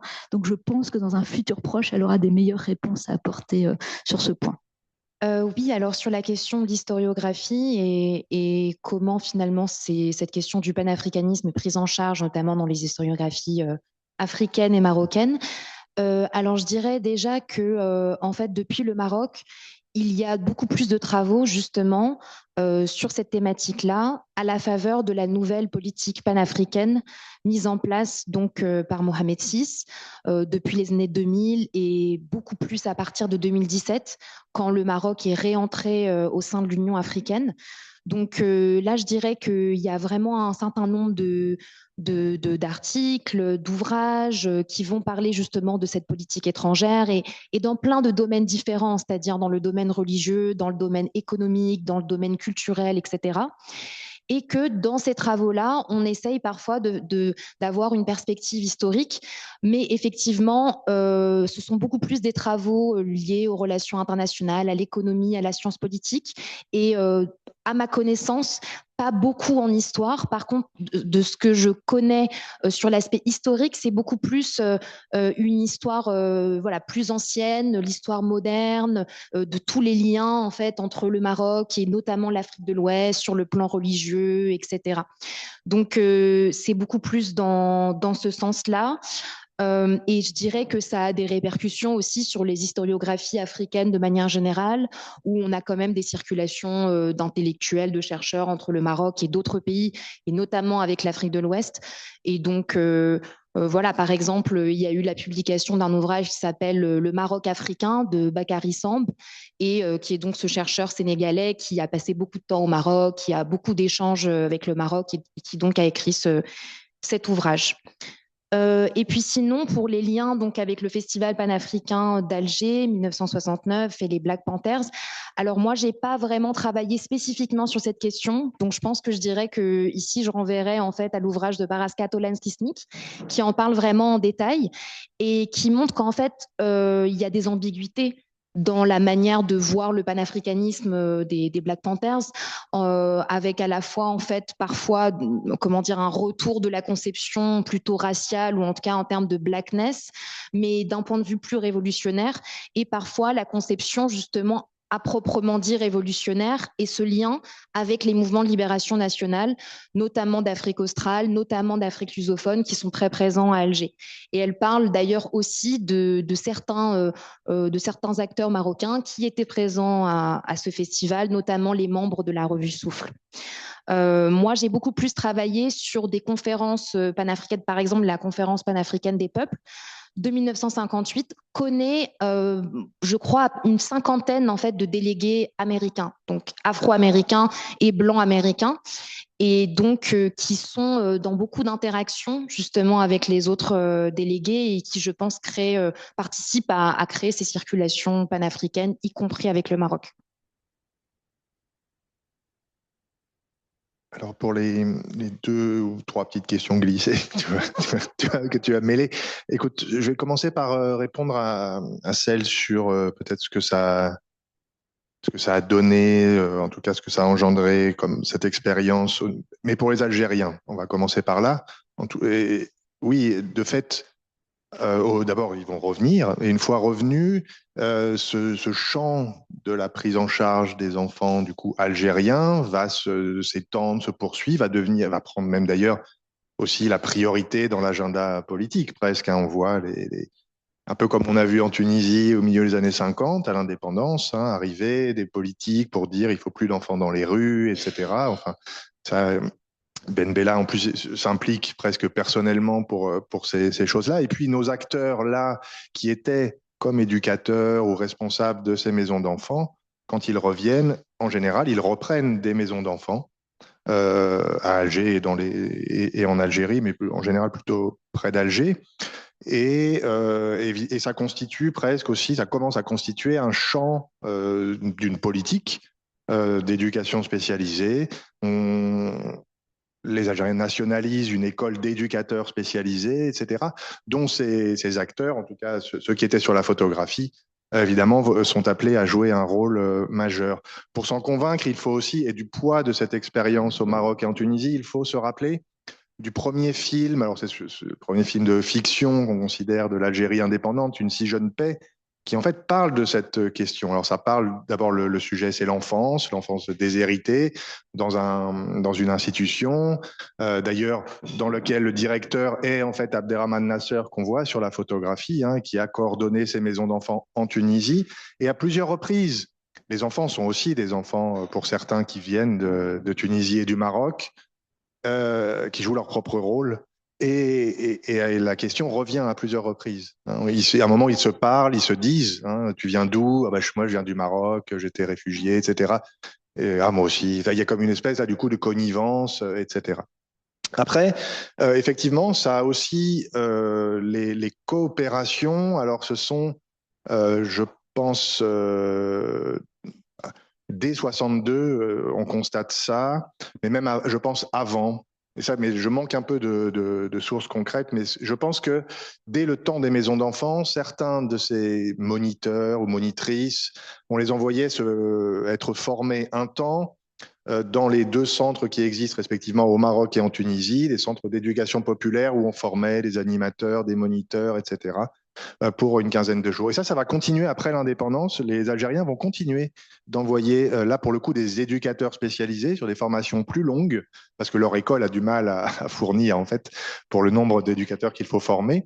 Hein, donc au Maroc, mais genre les noms sont, il y a Yacoub El Mansour, ça doit être, ça c'est au Maroc ou c'est en Tunisie, bon bref, hein, il y en a 2 comme ça très importantes. Ça va continuer jusqu'en 64 avec avec quand même une forme de complexité, c'est que ces deux écoles, hein, elles sont en partie pilotées aussi par des experts français qui sont encore en fait derrière la mise en place de ces secteurs, de ces politiques d'éducation spécialisée au Maroc et en Tunisie.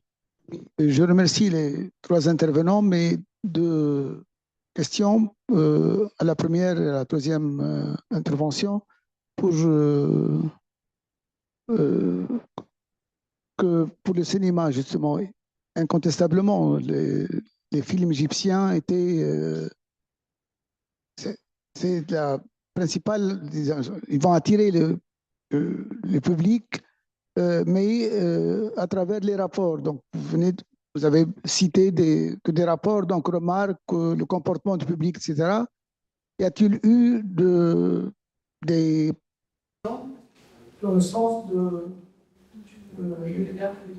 développer un cinéma ou quelque chose, parce que l'exemple des journaux, parce qu'on avait remarqué l'influence des journaux égyptiens depuis la fin du XIXe siècle, donc on a cherché à attirer des journaux tunisiens pour les aider pour endiguer l'influence des journaux égyptiens. Parce que à part le fait du contrôle de la police, est-ce qu'il y a eu des idées ou bien pour encourager un sens de cinéma, parce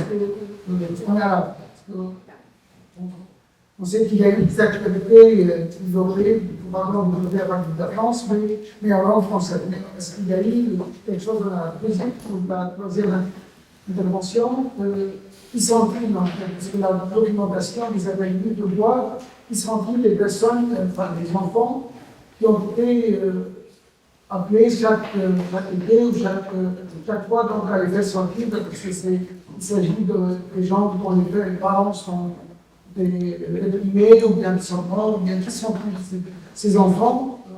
Et la réaction des parents à cette opération, est-ce qu'ils acceptaient que les enfants les quittent avec tous les risques que partout au Maroc ou partout en Tunisie? Oui, moi j'aurais des remarques à faire aux trois collègues intervenants. Voilà. Pour ce qui est du cinéma, il y a deux ou trois choses très, très intéressantes ce que vous nous avez dit. Est-ce que vous pourriez, ce serait intéressant effectivement d'approfondir et de signaler certaines choses. Bon, par exemple, le cinéma indien a pénétré le marché dès les années 50. Dès les années 50, dans tout le Maghreb, on voyait alternance film égyptien et film indien. Est-ce que c'était pour contrecarrer le cinéma égyptien? Je ne pense pas. Parce que vous voyez un petit peu la télévision officielle de l'ORTF à l'époque, la RTA en fait. C'était même pas l'ORTF, c'était la RTF. La RTF s'est mis à partir de la fin des années 50 à diffuser un film égyptien par semaine. Vous aviez 2 programmes en arabe qui ont été intégrés, un film égyptien par semaine et une pièce de théâtre qui était en général retransmise à partir de la salle Pierre Borde à Alger, l'actuelle salle Ibn Khaldoun.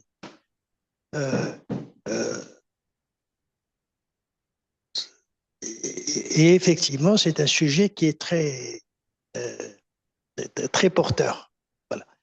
Je voudrais parler aussi intervenir à propos de l'intervention donc de notre collègue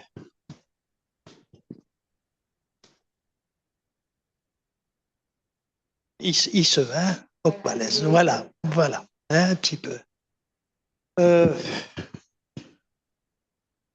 C'est très intéressant de savoir qu'en Afrique, il y a eu plein de choses à partir de pays africains et une politique orientée vers le panafricanisme. Comment le panafricanisme va prendre forme et comment il va se déployer. Vous avez parlé des conférences africaines, des fameuses conférences panafricaines, les différentes conférences d'Accra, du Caire, de Tunis. Moi, je vous recommanderais de regarder l'organe du FLN de l'époque, El Moudjahid. Toutes ces conférences étaient couvertes il y avait une délégation du FLN, du GPRA qui était présente à tout moment. Et vous aviez des contributions de Omar Al-Siddiq, qui était présent, qui allait. Vous avez Mohamed Harbi, qui a assisté à ces conférences déjà à l'époque. Vous aviez Claude Chollet, et vous avez des textes de Frantz Fanon. Frantz Fanon.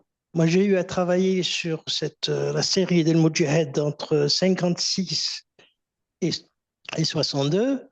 Je peux vous dire que sur une centaine de numéros, 25% réservent leur une à l'Afrique. 25% réservent leur une à l'Afrique. Nous avons récemment, à Oran, au CRASC, il y a une année ou deux, sorti un ouvrage, l'Algérie, l'Afrique et Mandela. Moi, personnellement, j'avais travaillé sur le Moudjahed et j'ai présenté un petit peu l'Afrique et les rapports avec vus par le FLN et vus par Mandela et vus par El Moudjahed, le journal El Moudjahed. Un autre aspect peut-être, cette politique africaine très souvent, bon, elle a des enjeux diplomatiques. Elle a des enjeux diplomatiques et je ne vous ai pas entendu parler des enjeux territoriaux quand même, en direction de l'Afrique. On ne peut pas parler de tout ça sans parler de la situation Sahara occidentale, des revendications sur la Mauritanie jadis et autres. Bon, je pense qu'il faut de ce côté-ci aussi jeter un coup d'œil. Ensuite, pour notre collègue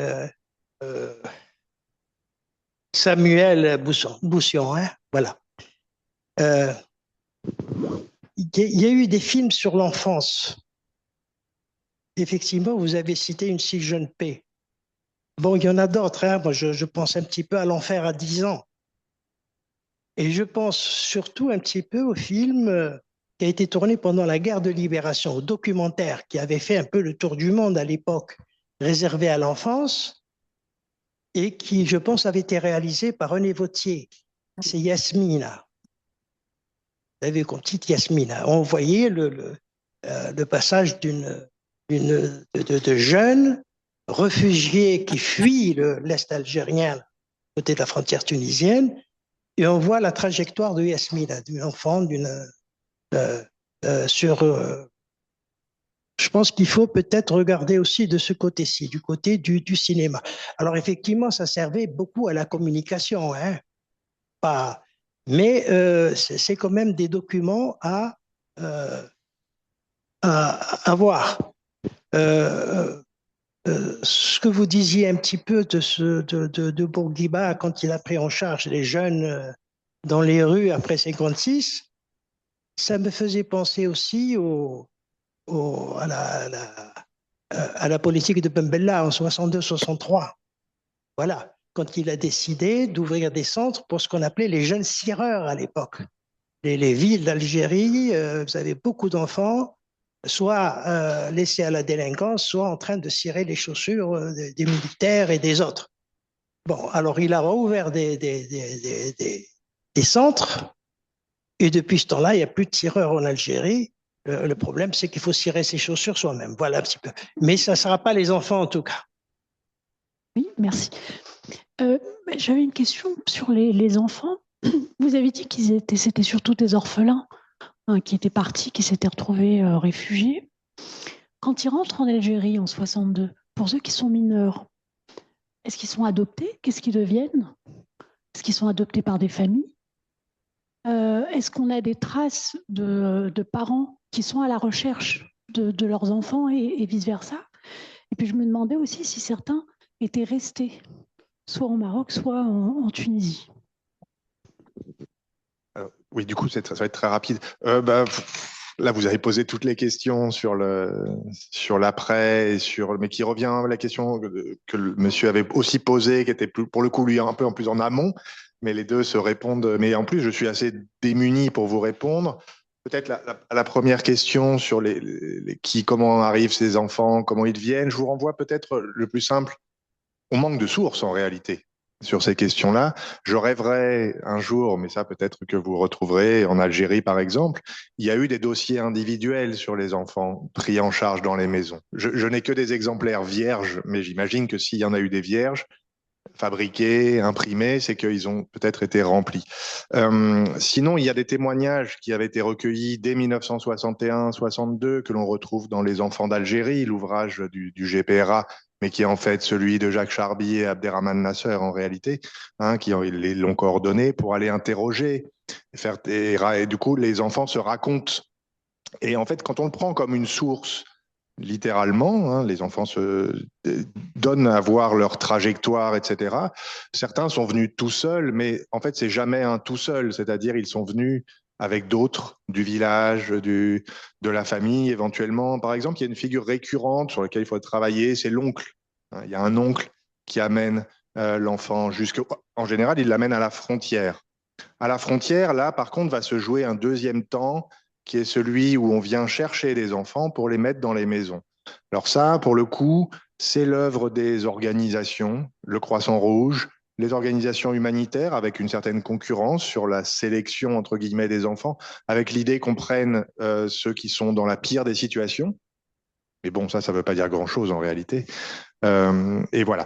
Donc ça, c'est une première chose, peut-être pour... et puis le devenir, bah, c'est pareil, ça. Alors je sais qu'il y en a qui... Enfin, je sais. Il y a des traces d'enfants qui seraient restés parmi les plus âgés.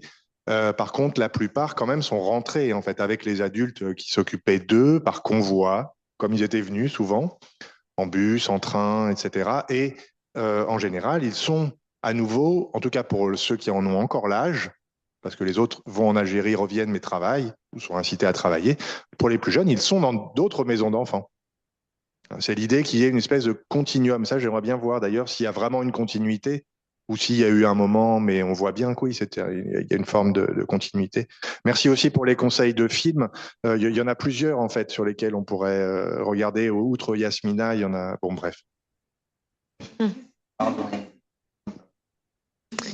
Alors, merci beaucoup, monsieur, pour vos remarques très, très enrichissantes. Merci beaucoup pour cela.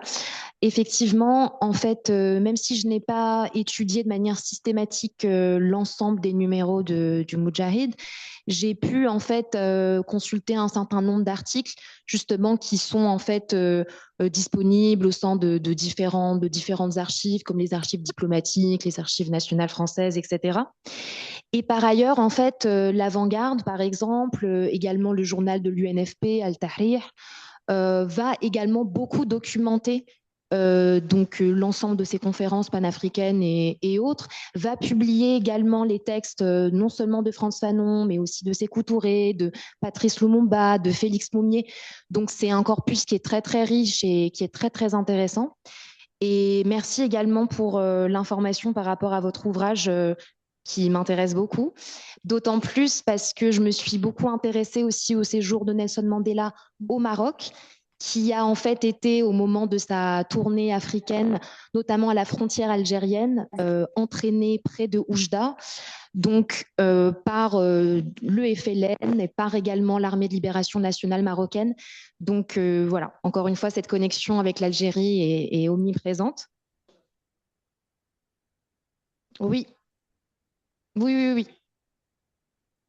En fait, justement, il y avait encore quand même des personnes qui, justement, moi, c'est ce que j'ai lu en tout cas dans son carnet son carnet de terrain que j'ai pu consulter à partir de l'Afrique du Sud, et il mentionnait des membres de l'armée de libération marocaine. Et puis sur les questions territoriales, vous avez tout à fait raison, hein, c'est vraiment central. Là, j'ai présenté une partie de mes recherches, donc voilà, je n'en ai pas parlé. Mais la question, surtout à l'époque, de la Mauritanie est vraiment majeure. Et donc là, par exemple, dans le discours de Mohamed El Fassi, il mentionne la question de la Mauritanie et il la lie en fait à la question de la décolonisation. Il compare l'avenir du Congo à l'avenir de la Mauritanie et ça permet également, évidemment, de légitimer les revendications territoriales marocaines. C'est un exemple parmi d'autres, mais en tout cas, effectivement, c'est inséparable et indissociable de ce hub panafricain depuis le Maroc des décolonisations. de faire très rapidement. Pour ce qui concerne le cinéma indien, effectivement, c'est dans les années 1950 qu'on voit apparaître les premiers films, grâce au frère Ben Simon. Donc notamment, on a les voyages, les étapes. Il va au Caire, ensuite il va au Liban, et ensuite il va à Bombay chercher des films.